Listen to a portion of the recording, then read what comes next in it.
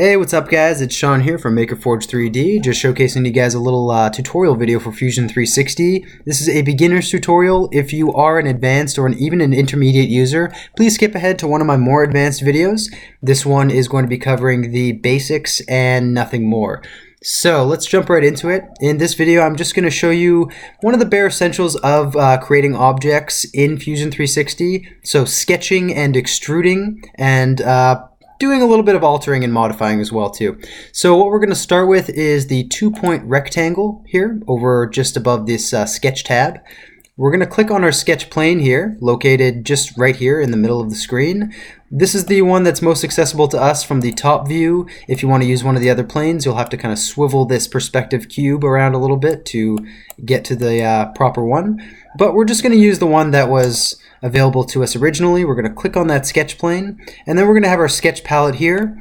We also have a couple options when we draw a rectangle. We can draw it from corner to corner with this 2-point rectangle. We can have a 3-point rectangle, or we can have a center rectangle. I like the center rectangle, so let's try that. So we're just going to click the center rectangles, and as you can see, it comes out from the center. And we're going to type in our dimensions here. So it's going to come out in millimeters. Keep that in mind.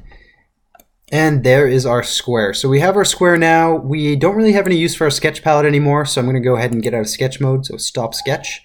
And now what do we do with our square? It's 50 by 50, and now we want to create a perfect cube from that. So we're going to go ahead and go to Extrude, which is up here. It's a very common and popular tool in any modeling program, so you're probably going to be pretty comfortable with it if you use Fusion for almost any length of time. So we're going to extrude this sketch. And initially it's going to start with new body because it's not joining with anything. We're not cutting any other body, and we're not intersecting another body either. So new body is pretty much the default. We're going to pull that up to 50 millimeters to make everything 50 by 50. And we're going to click OK. So here's our cube, our 50 by 50 by 50 cube.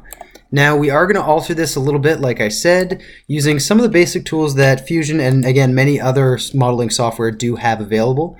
First one we're going to do is press pull. Now this is actually the main button just above modify. You can just click on this one, it's press pull.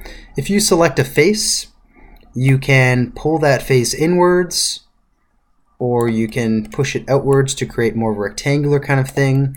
What we're going to do is we're going to pull that outwards just a little bit to create more of a rectangular shape. Again, this object doesn't really have any real world value or function, so we're just going to kind of do this as just to showcase to you the tools and stuff that you can do. So we're going to go back under Modify, and we're going to show you another really useful tool, Fillet, or Fillet, depending on how you want to say it. It's really quite up to you. And we're going to select an edge. So what this does is it really just creates a radius along an edge where there wasn't one before. And you can connect it with the other edges. In fact, it'll actually surpass that and create a deeper radius, or you can have a more shallow radius just to kind of clean up the corners, depending on what the application is. So we're going to create a radius of, let's say, 35. 35 is good. And I'm going to click OK. Now I'm going to go back under Modify and show you the cousin of the Fillet, and that's the Chamfer. So we're going to go ahead and chamfer this other side on the top, this edge right here. And again, with chamfer, you can't really select a face. You have to select an edge. It doesn't really work with faces. And what it does is it creates kind of a face along an edge. So it's going to cut and create this angled face.